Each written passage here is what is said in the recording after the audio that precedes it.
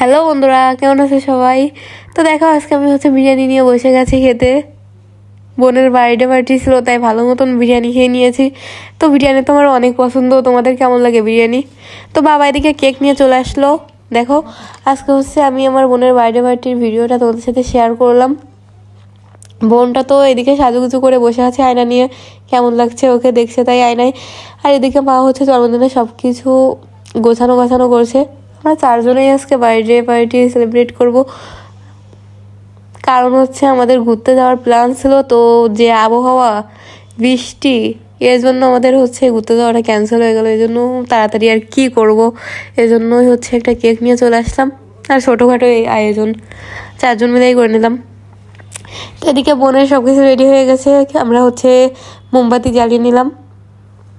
মোমবাতি জ্বালানো হয়ে গেল। এই মোমবাতিগুলো অনেক ছোট ছোট হওয়ায় কেকের উপর গলে পড়ে, এই জন্যই একটা সমস্যা হয়ে যায়। তো এদিকে মা ধরিয়ে দিল, কারণ যেগুলো ছোট ছোট হয়ে যাচ্ছিল, মানে যেগুলো আগে ধরানো হয়ে যাচ্ছিল সেগুলো তাড়াতাড়ি গলে যাচ্ছিল কেকের উপর, এই জন্যই। তারপর বাবা একটু হেল্প করলো সাথে সাথে।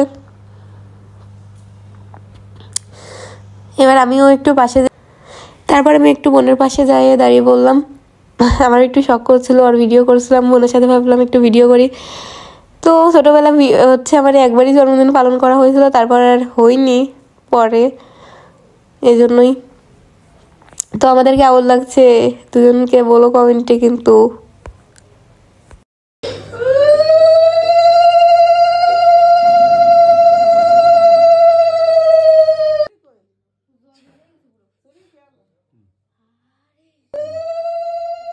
তো কেকের উপর মোমবাতি সব গলে যাচ্ছিল, ওই জন্য তাড়াতাড়ি বন্ধ করে দিলাম।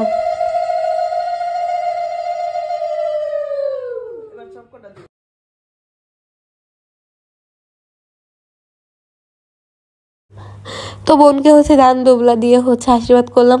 তারপর শয়তান বোনটাকে একটু খাইয়ে দিতে গেলাম, কিন্তু ও খাবে না, কারণ ও কেক খাবে আগে। আর আমার তো প্রচুর ঠান্ডা লেগেছে, এই জন্য একটু কথা বলতে আমার সমস্যা হয়ে যাচ্ছে। প্রচুর ঠান্ডা, আমি কথাও বলতে পারছি না। তারপর দেখো, সবাই মিলে কেক কাটতে গেলাম। বাবা তো ভিডিওর সামনে আসতেই যাচ্ছিল না, তাও বাবাকে জোর করে আনলাম ভিডিও করতে। তো সবাই মিলে কেক কাটলাম। তারপর আর কি, বার্থডেতে যা বলে তাই, হ্যাপি বার্থডে টু ইউ সবাই মিলে বললাম। বলার পরে কেকটা শেষ পর্যন্ত কেটেই দিলাম।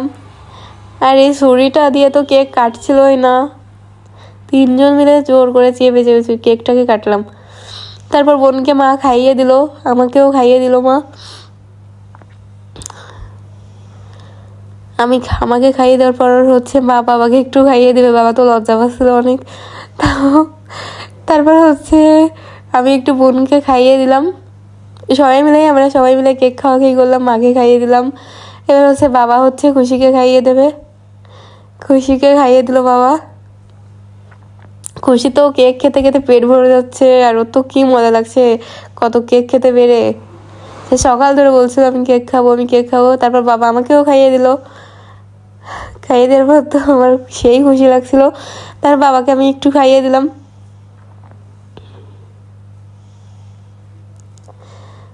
বাবা একটু মাকে খাইয়ে দিল। আমাকে দিতে যাচ্ছিল, কিন্তু আমি বললাম আগে মাকে দাও, তারপরে আমি খাওয়ানি। তারপরে মাকে খাইয়ে দিল। একটা বেশ মজাই লাগছিল সবাই মিলে একসাথে এরকম জন্মদিন পালন করে। কারণ আগের বার জন্মদিনে আমি ছিলাম আমার শ্বশুর বাড়ি, এজন্য পালন করার সময় আমি ছিলাম না। আমার অনেক খারাপ লাগছিল, আমি ছিলাম না বার্থডে পার্টিতে। তো সবাই ভিডিও কল দিয়ে দেখাইছিল।